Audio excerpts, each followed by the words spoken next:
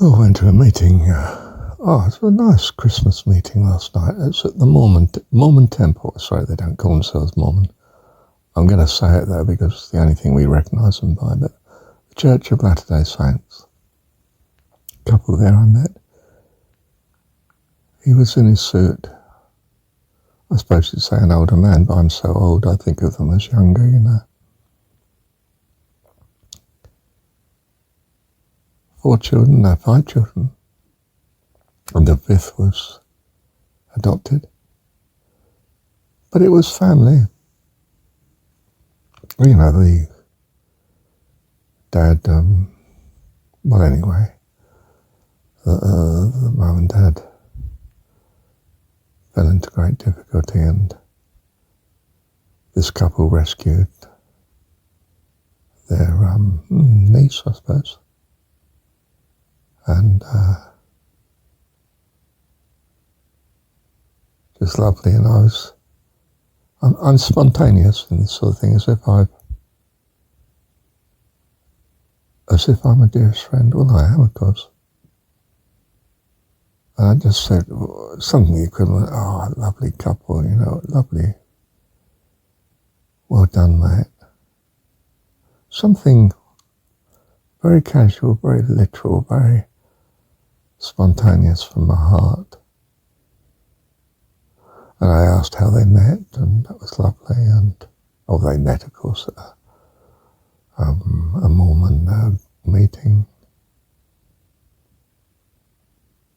And they've been together, I don't know, 28 years or something.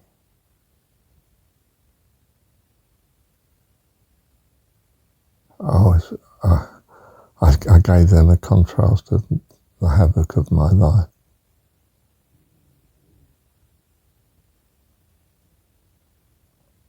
To say how much I valued theirs, you could say in modern parlance, envied theirs, but it's not envy, of course. I'm just so happy that they have been so blessed.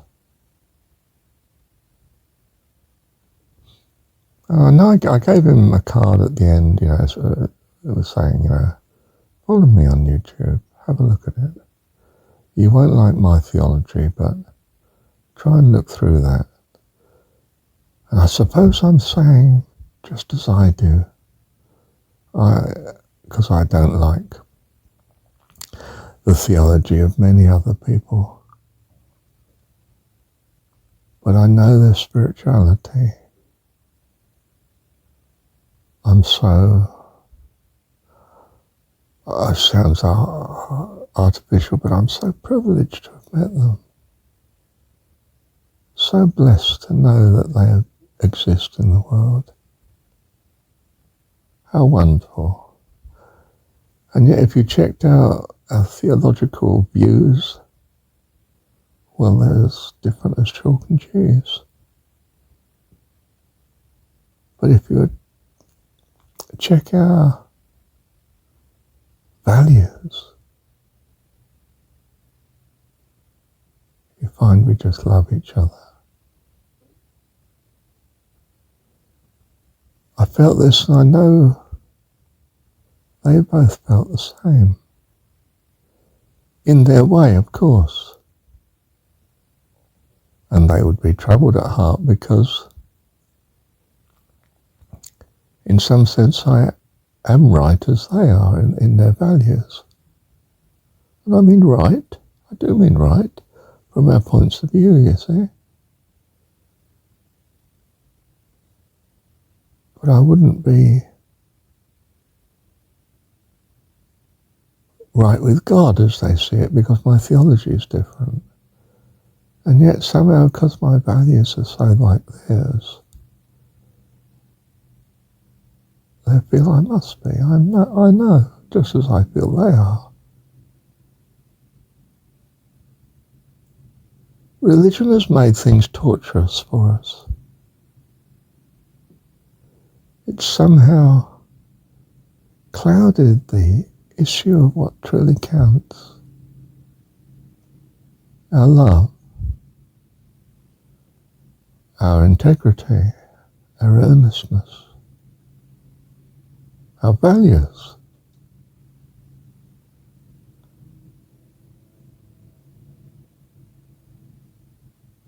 We as a race have gone up the wrong street because we're children. We've been dazzled by the appearance. Like the body, you know, a man sees a beautiful woman and he immediately thinks she's a beautiful person. And some poor soul that's not beautiful to appearance, he's not moved in the same way at all. Yet she may be, for instance, a far, far lovelier life companion.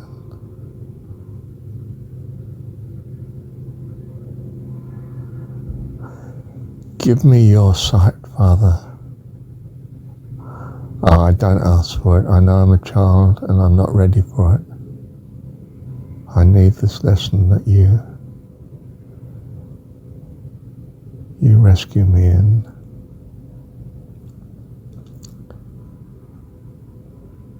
Not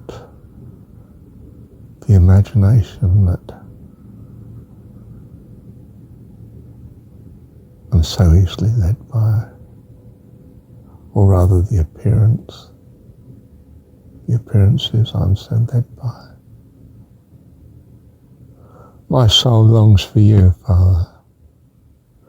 Rescue me in my childishness. May I love you with all my heart, soul, mind and strength. Because my values become in harmony with you. May I love you anyway as I do now. I know it's the view I have of you, and I'm but a child and don't have a grasp of your true nature. This is life eternal, you see, to know thee, the only true God. I get there as I understand it by loving my view of you, my personification of my values, and trust all the while that you'll put me right so that I become one that loves you truly, one among trillions of trillions of trillions. Your heavenly host. I love you, Heavenly Dad. So it was a joy to be there. Many people I talk to, strangers. Never see them as strangers though.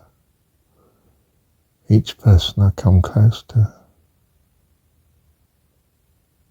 I assume the loveliness of God in them as children of our Most High.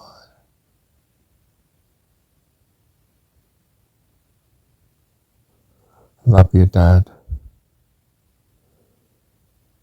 Thank you. I thank you in faith and trust for putting in my heart to love every person I meet, every person that meets me, every person who even hears of me, Lord. Every person, Heavenly Father.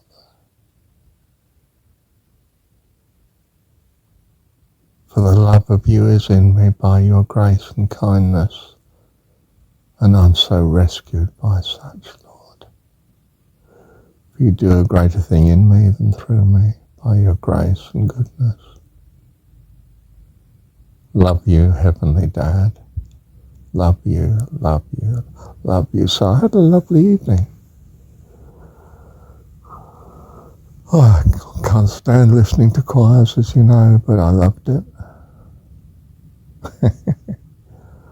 I don't want to walk the grounds in the evening.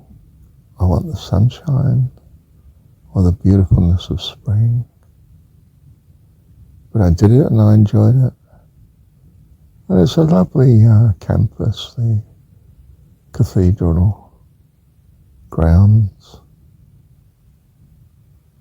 I didn't bother to walk up the actual slope where all the lights were. I've been there, seen that several times before in the years gone by.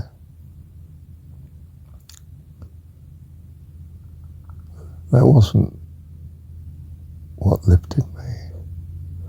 What lifted me was a lady who played the piano while we had a meal, and I sang with. She's the organist there. Her mother told me she's brilliant.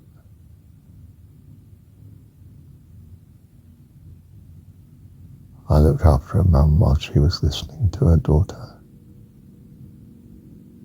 and I listened. And mother and daughter knew that I valued both of them.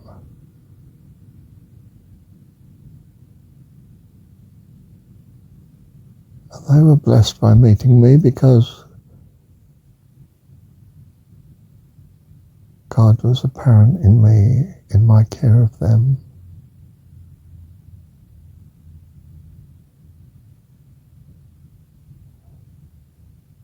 They mattered to me, you see, more than all the people I could have been talking with.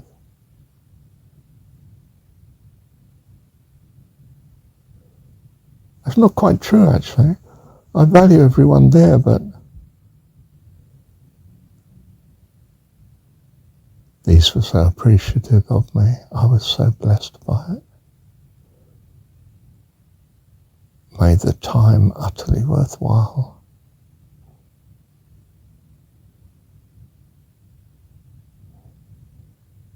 I had a lovely evening. I met more of God's children.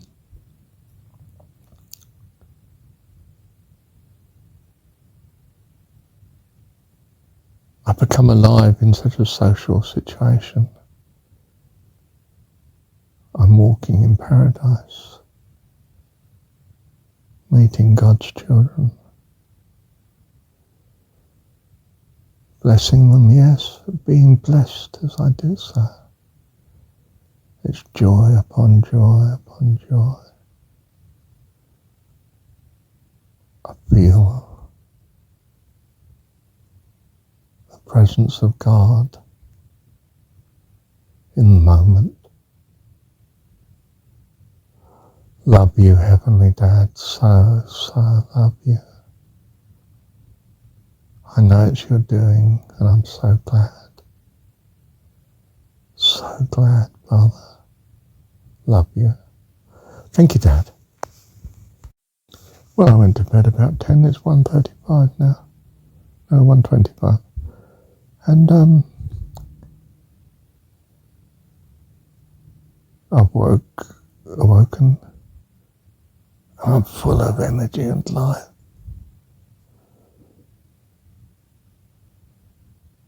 And yet, to most people, it's the middle of the night.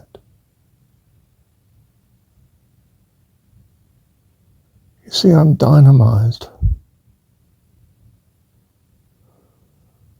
by the true ministry of God in me. It's nothing to do with churches. It's to do with loving one another. I'm alive. This is life eternal. To know Thee, the only true God, who dwells within you,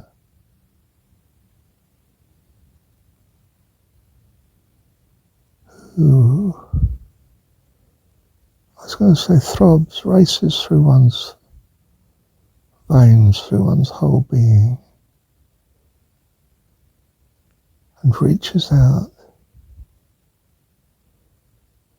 to to all his children. Look, I know this is an overstatement, and it's not clear what I'm saying. But if you're Gnostic, or if you're spiritual, or if you're someone who loves and feels the joy of loving,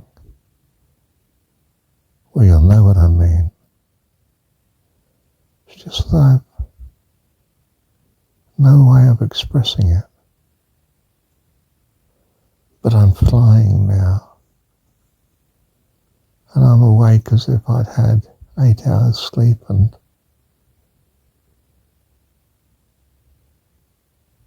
we're a teenager ready to engage with the day and life ahead.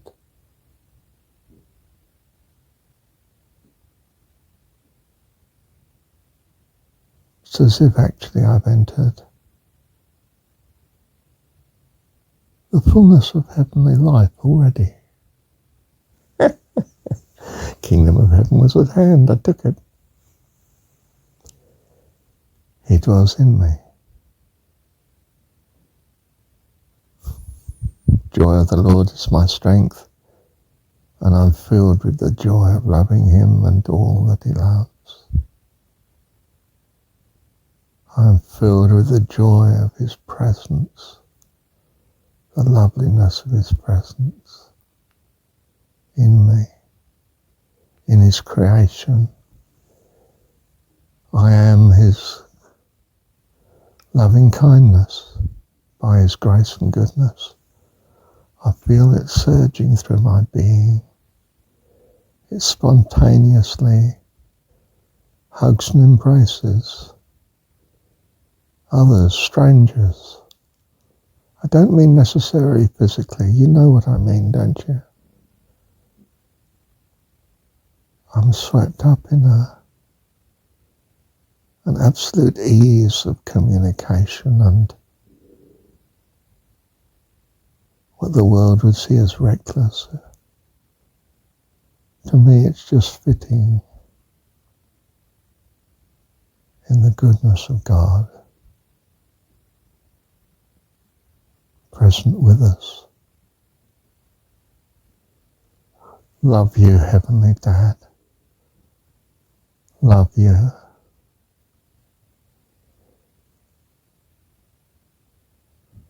Love you, Dad. Don't know what else to say. Love you, Dad. Thank you, Dad.